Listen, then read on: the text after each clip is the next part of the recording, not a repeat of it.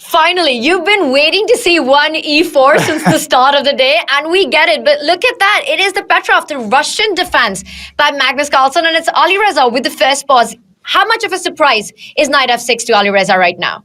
Well, this has not been a typical choice for Magnus, right? Jan Nepomniachtchi, yes. John Krzysztof Duda, yes. But Magnus has played knight c6 throughout his career. Now we're getting a sideline. Alireza playing d takes e5. This is not the most common move. Bishop to d3 is more common, so I'm just going to spotlight that for a second. Here we get a line that has been played. I saw some Arjun Erigaisi games here. It's a very unconventional pawn structure, Tanya, with a white pawn on e5, a black pawn on d5, and now the queen on d7. There's way too much nuance for us to explain it in the context of a rapid game. What I will say is that both players are likely to castle kingside, and this battle is likely to be decided with some very deep play in the center of the board. And we see the rerouting of the knight to the really nice spot on e6. Daniel, looking at the opening outcome, I know it's still early on, and even though it's one of the most solid openings of chess, one that has stood the test of time, I do think that the result will reflect that. I think we're going to have a draw in this one, and Magnus's choice of knight f6 seems to imply that he wants to take it to the Armageddon, and just as I say that, b6 on the board. So inviting a little bit of an interesting play. The bishop will come to b7, the pawn will go to c5, the other pawn will move to d4. What do you make of this? Yeah, I mean, I think you're right. Magnus doesn't mind a second Armageddon. His opening choice indicates that if Alireza really wants a draw with white, he can make it. But Alireza wants to end this match right here and right now. I think his heart can't take another Armageddon. This choice to play b6 and bishop b7, I've never seen. I'm not too experienced in this line in general. But Magnus actually delaying the development of his kingside, that tells me he actually might want to castle queenside and checkmate Alireza with a quick pawn storm. No, c5. The engine doesn't like it. I really liked, Tanya, the possibility of knight c6 and long castle. I thought Magnus should have invested some more time thinking about that option. c5, he wants to control more of the center and then bring out the knight to c6. But how much of an option is long castle anymore? Is that even on the table, considering that black has expanded with c5, d5, giving Alireza the hook when he strikes with b4? If we were to see a queenside castle by Magnus Carlsen, do you think that's still on the cards? It definitely is on the table. Just because you've played c5 doesn't mean you can't castle queenside. It's more dangerous now. White has the possibility of b4. But I'm really confused at Alireza's last move. He kind of autopiloted this weird move c3. If we could pull up an analysis board, I'm not sure what the point of that move was. My choice, my preference would have been a move like knight g3 or knight to e3, trying to quickly get this knight around to d6 because that is the square that black weakens when he pushes the c-pawn. Also, this would have prevented Magnus from easily developing his knight. Maybe Firouzja was afraid of a move like d4, but with the knight landing on f5, or maybe landing on c4, this is a better square. This would have been a very nice position for Firouzja. Instead, he allows Magnus's knight to come out to c6. And if you try to correct your mistake, Tanya, knight e3 might now walk into d4. d4 is a really scary prospect in the long run because it opens up black's bishop, it opens up the center, and I'm starting to feel a little bit apprehensive about the outcome of this opening for Alireza Firouzja. I'm liking it so far for black. And when bishop b7 was on the board, Daniel, I had the idea of c5 and trying to get in d4 in as quickly as possible.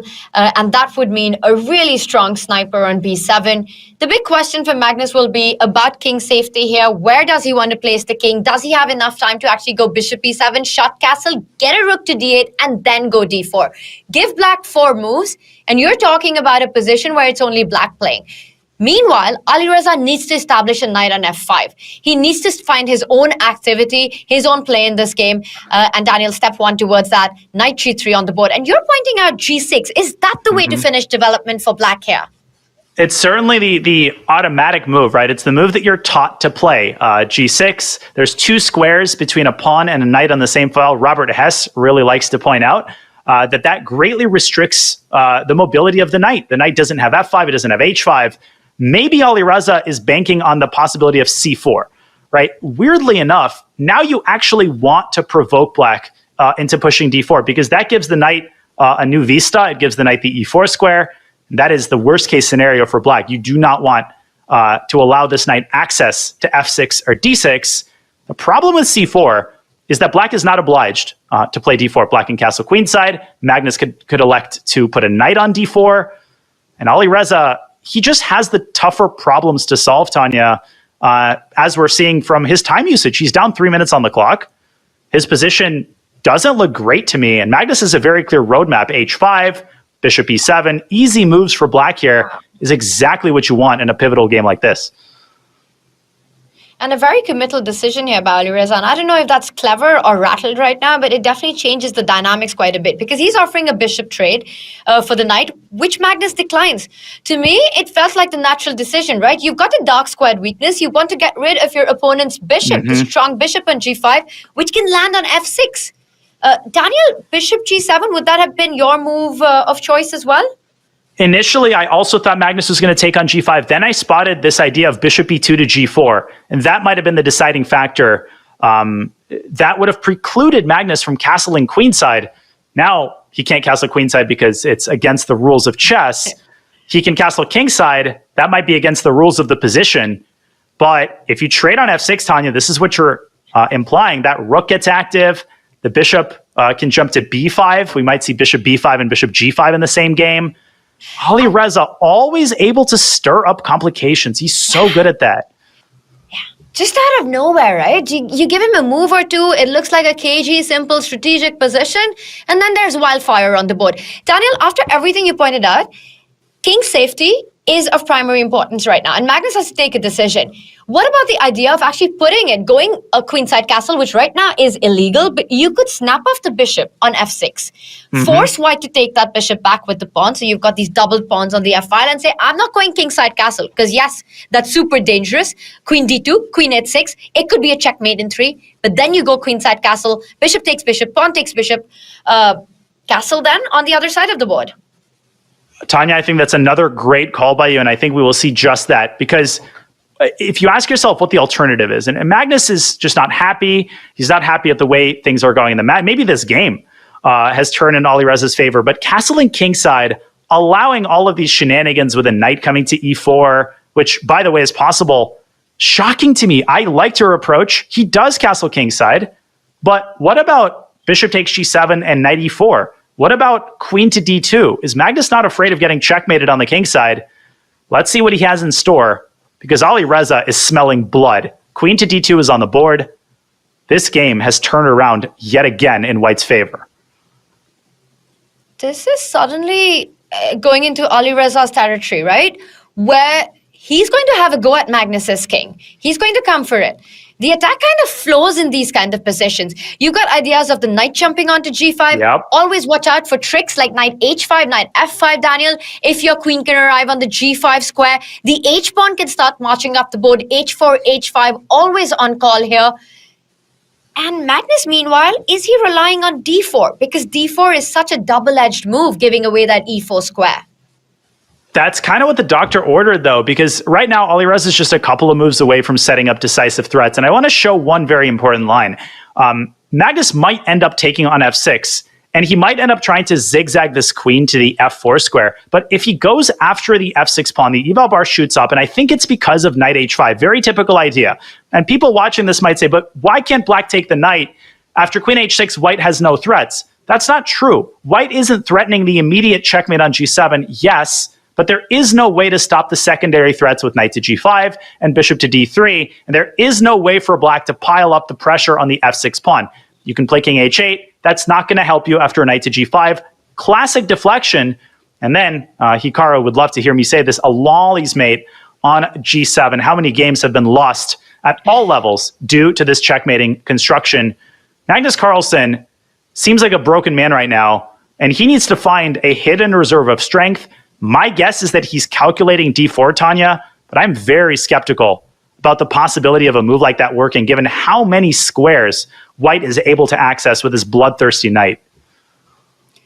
I've been on the receiving end of so many of those checkmates, and Daniel, you least expect them, but moves like knight f5 and knight h5, and just magic out of nowhere.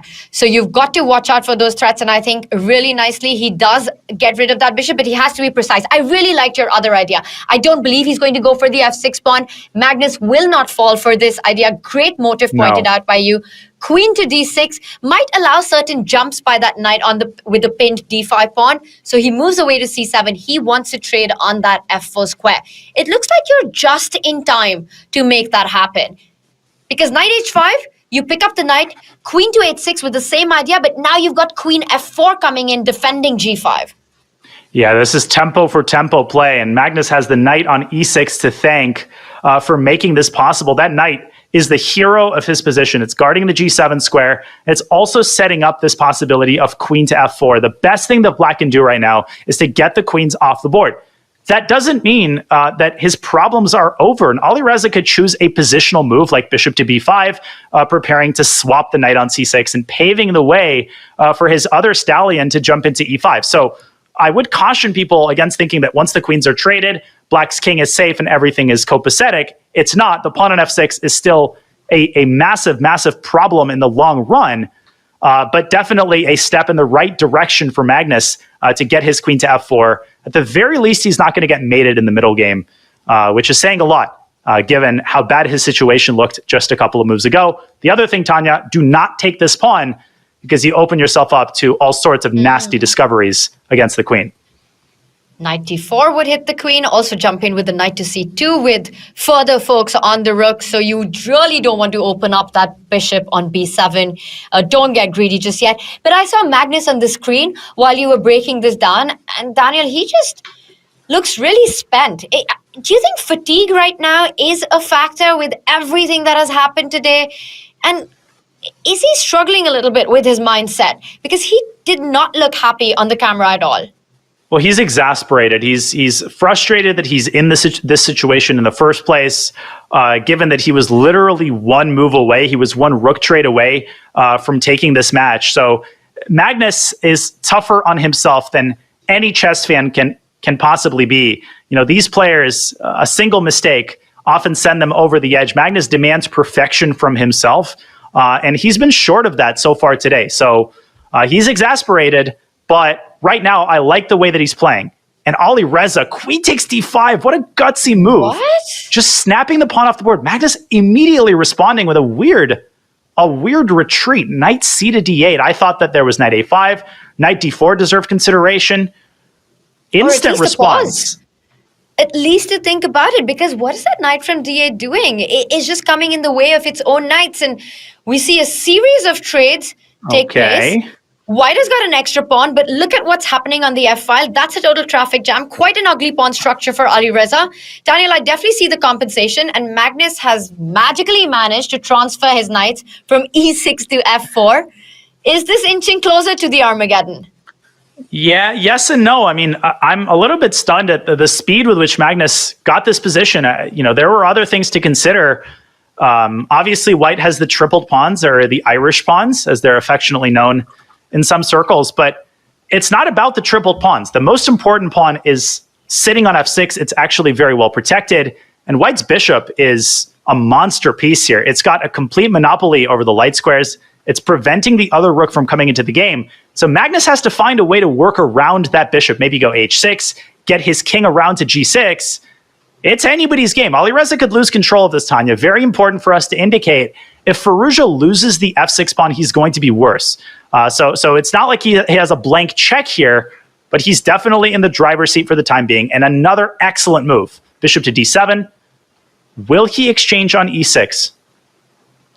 But does he need to rush with that? Because the bishop from d7 doesn't only eye that exchange, it also gives White the time to double up on the d file. You could exchange on your terms. You could put more pressure on that black rook on d8.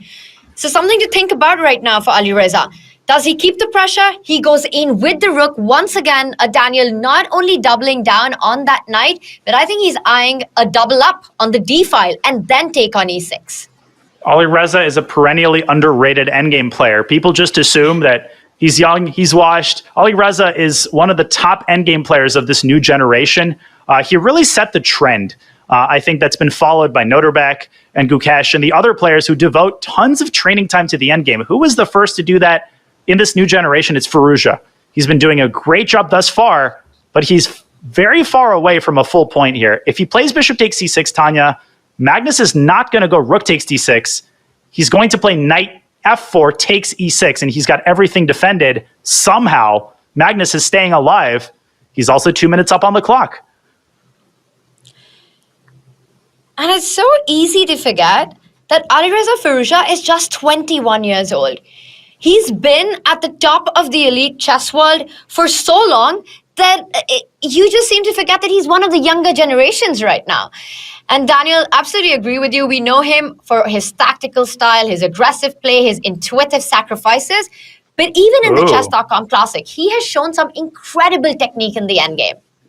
I like the way that he's handling this endgame, but I think Magnus is finding all of the best moves, all of the money moves, exchanging a pair of rooks, right? Alireza could not have avoided that trade because of the threat of a checkmate, and a draw has been agreed. Whoa. They have mutually agreed